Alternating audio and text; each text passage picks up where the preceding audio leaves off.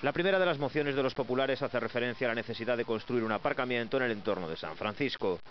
A construción dun aparcamento na zona de San Francisco, porque entendemos que a maioría das vivendas que hai ali pois foron feitas na década dos anos 60 e a principios dos anos 70, donde carecen de aparcamentos, dos cales nos fixemos un estudio de campo e un estudio a detalle donde demostramos que ali é necesario facer un aparcamento. Non levábamos o noso programa, e o que llevamos pedir a este grupo de goberno que aposte de facer un aparcamento naquela zona.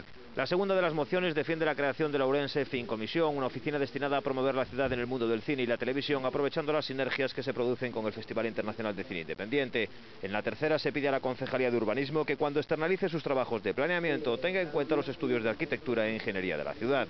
Enrique Novoa también adelantó que apoyará algunas de las mociones que el grupo de gobierno presentará el viernes en el Pleno y que hacen referencia a inversiones por parte de la Xunta. Mientras eu sexa voceiro do Partido Popular, está claro que nos vamos a antepoñer os intereses xerais desta ciudad por encima de calquer coler político que haxa noutras administracións.